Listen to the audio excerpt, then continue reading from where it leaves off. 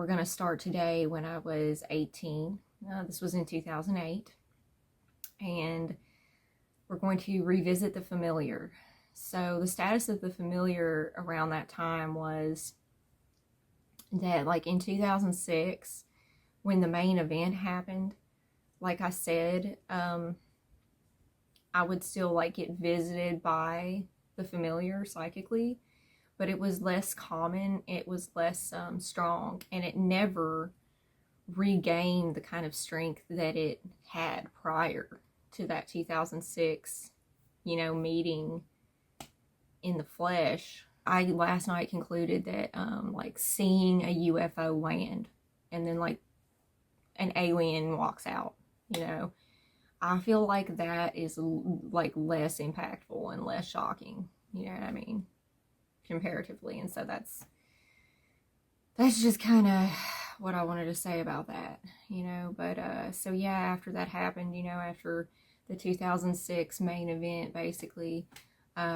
it was never as strong again, but it still occurred. So, like, in 2008, when I was 18, this would have been later 2008, I pretty much eloped with a dude that I met on the internet. When I tell you that this was the best possible case scenario, that it worked out really, really well, when you hear some shit like that, you're probably, like, recoil and be like, oh my God, I am not freaking telling anybody out there to, like, go meet yourself a much older man on the internet and elope with him, okay? Do not do that. Do not do that, okay? Just because it worked for me, just because I didn't get fucking axe murdered, you know what I'm saying, does not mean that you won't, you know what I'm saying? I don't know, I'm just saying, dude, just, you know what I mean? Like, I don't know, it's just something that I wouldn't tell, like, anybody to do. They said that when I moved out, I think I addressed this before, there was this sort of air of sadness, all the same stuff still kept happening. They would say that objects moved, and, like, something about the front entrance, like, some objects in that room moved and, like, got closer and closer to the door, is what they were saying. And I was like, what the? I do know that during those 4 years, okay, the familiar would still psychically connect with me. He would still try to psychically visit me. After the point that I didn't live there anymore in that building, he would still come to me, but it was a lot less frequent.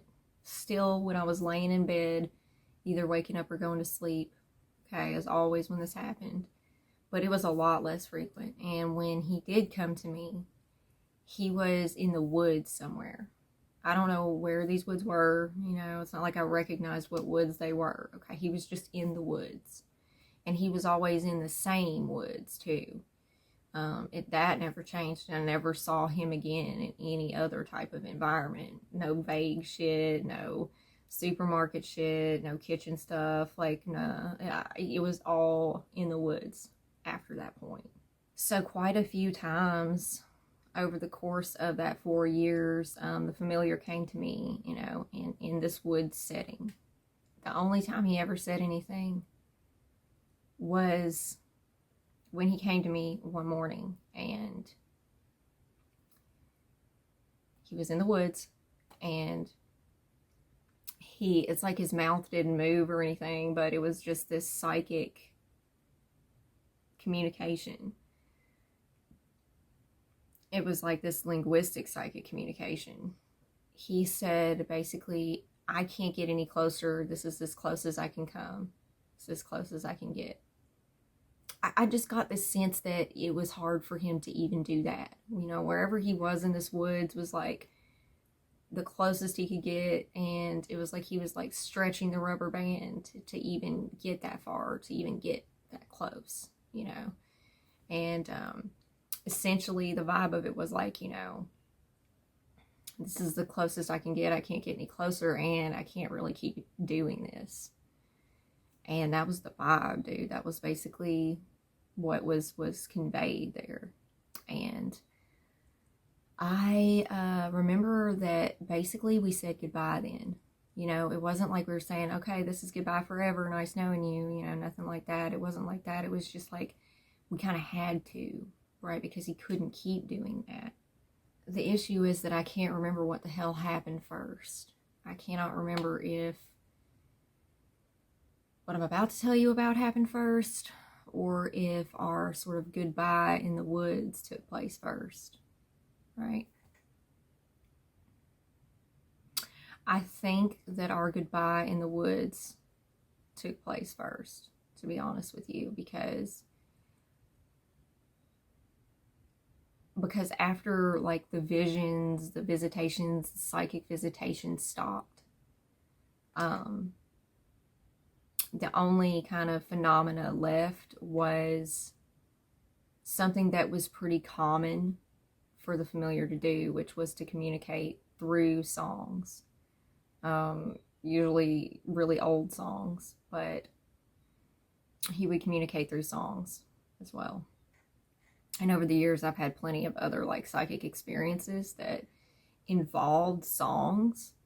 You know, like the lyrics would have a message that pertained to the situation and stuff like that. Like, you know, that's a pretty well-known thing.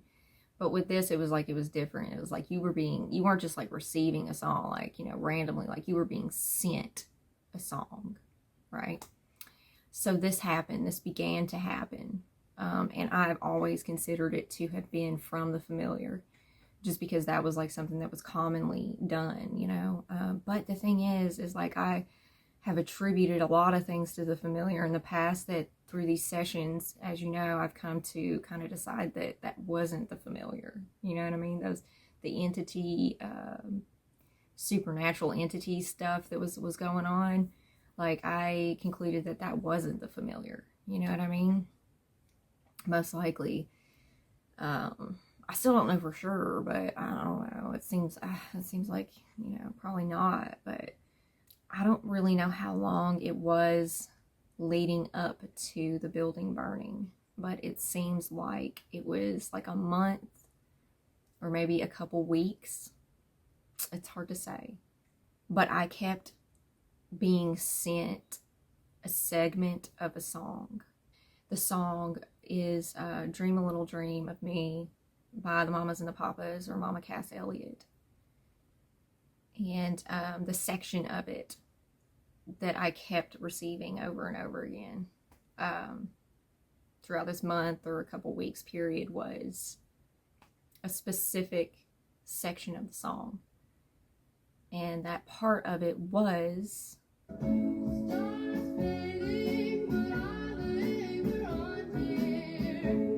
so that part of the song kept coming to me. It came to me, dude, I mean, several times. And after the first couple times, I was like, okay, this is a message. This is a message from somebody. But it had that detectable vibe to it, that detectable familiar vibe to it, no pun intended. When I say familiar in this context, I'm talking about how the place felt. That is kind of where I was coming from when I was talking about how, like, can a building itself have a consciousness eventually? I'm not really sure if it was the familiar sending me that, but I think it was. I mean, I think it was, it felt like a group effort to communicate this to me, essentially. So as you can see, this says July 21st, 2012. And these were the pictures that were taken on that day. Then a couple weeks later, on August 1st, 2012, these were the photos